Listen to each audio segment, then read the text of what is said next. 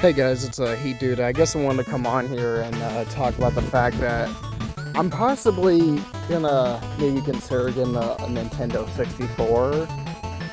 And again, I was like thinking, why would it make sense? Because like again, well, one of the reasons I'm like kind of debating on getting an N64 is like I'm not sure if I want to get the OG controller. Because like you basically would have to have three damn hands to control the son of a bitch. And I'm like, again, like, why would they literally have like one analog stick in the middle when you can just basically put it near the D-pad? I'm like thinking, maybe that's a good idea for me to just get a Retro Fighter controller for the N64. Because it's like, again, it's like, it's designed basically kind of like, you know, every other modern day fucking controller for just like an older console. It's like, I mean, again, I looked it up, and the only reason why they did is because it was designed for unique three-pronged shape to be versatile for both 2D and 3D gaming or something.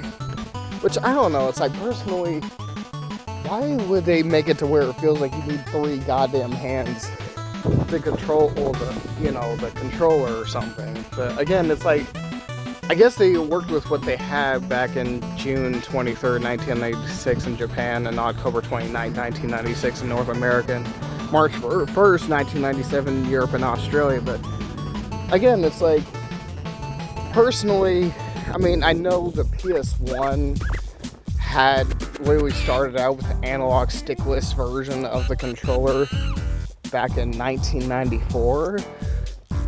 I was like, wow. Like, I did not even realize until just now that the PS1 is actually older than the N64.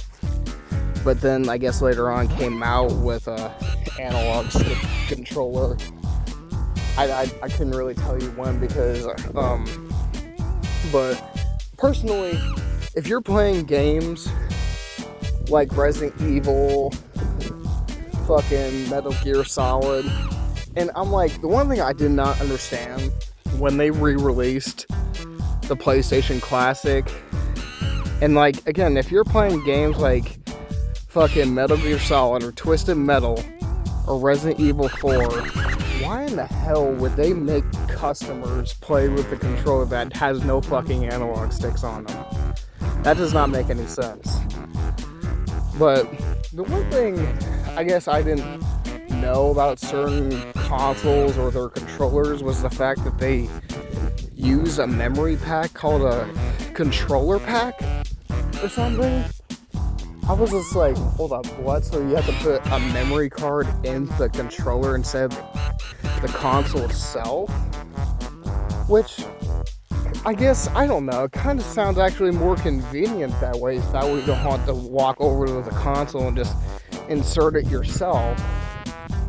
Because it would just be like walking over to the TV with no TV remote and just changing the channel. Which, again, I don't think I recall ever having a controller for, you know, any video game console where you have to just put the memory card in it, or you only can put the memory card in it. Even though I do remember playing the Xbox like almost 20 years ago. But I don't know, I've always been more of a convenient type of, just, I guess maybe inconvenient now that I think about it, even though, because personally I've always, you know, inserted the memory card in the console, not just like put the memory card in the controller and then you're good to go, which, I don't know, the controller seems faster, to be honest. I mean, you guys, I mean, probably way younger than me, probably still in high school.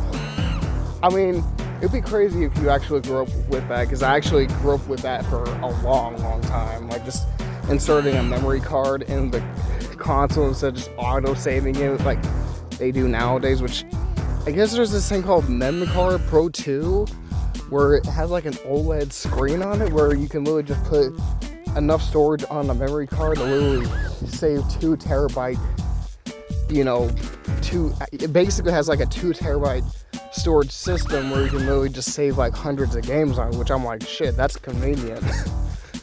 Again, I know the GameCube had that as well, which I think is pretty cool because, I mean, I don't know. Again, I don't remember ever having a memory card on the GameCube back in the early 2000s when I was still playing it, even though I played one goddamn game on it. But again,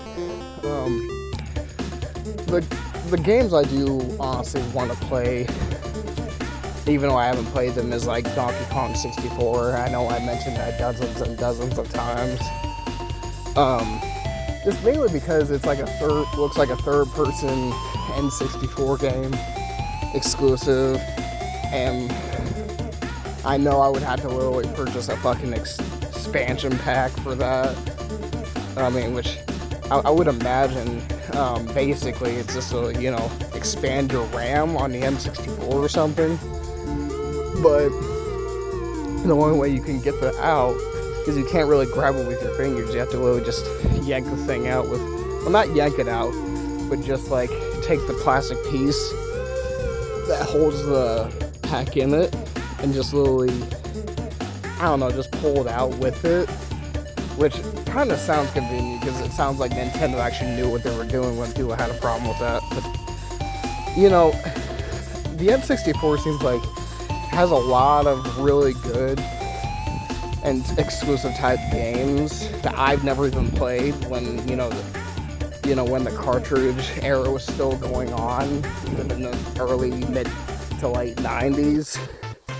And I know, like, the N64 is on the Switch Online, but it's like, I personally don't really give a rat's ass because it's like, I personally care more about, literally just playing the games on the cartridges instead of just, just conveniently playing the games on Nintendo Switch Online. Because again, it's like, they may not even have Nintendo 64 games like Mario 64 or Super Mario 64, and it's like, who knows, you may not even be able to play them within fucking how long from now, because they'll just add and remove shit probably how many times. It's like, kind of like what Netflix does with their movies. And it's like, the open world and area around that game, it's like, it looks so colorful even for the 1990s. I'm like, wow, this looks honestly amazing. I'm like, that's what kind of Super Mario Galaxy reminded me of, even though it's not Mario 64. It's, I don't know. Again, I never even played Yoshi's Story. I played Super Mario World, Yoshi's Island, which I didn't think was too bad. I played it on the SNES Classic, but again, I don't know. I never really played Yoshi's Island in my life. Another one I also do want to play, if you guys have ever played it, is Spider-Man on the N64. I don't know.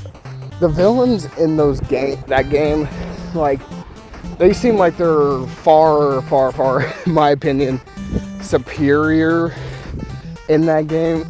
Even though, in my opinion, the villains in Spider-Man, the Insomniac Spider-Man games are pretty damn good. But, like, I don't know, like, personally, I know people are going to say, why would I want to play games like this when they look like they could be PS1 or an N64 level of graphics? I'm like, I don't know.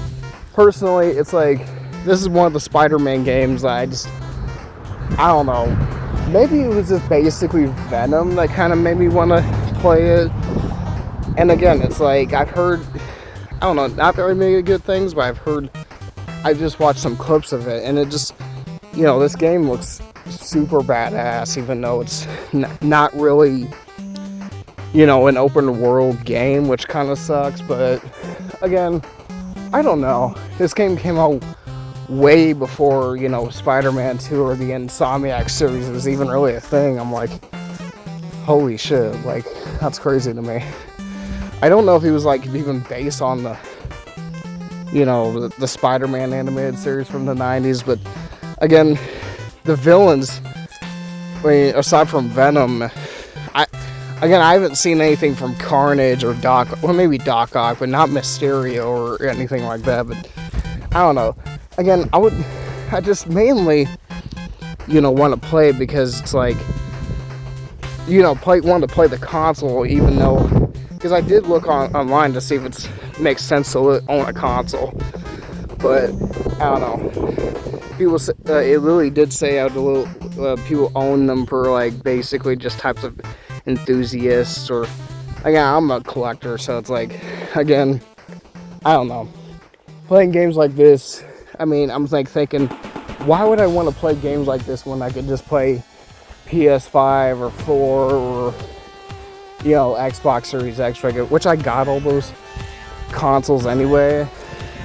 But like, again, to be honest, I mean, I honestly love the more modern day version of Venom from 2023 Spider-Man 2, but I don't know, again, it's just like, I wanted to experience the more PS1/N64 version of Venom before I go back and play Spider-Man 2.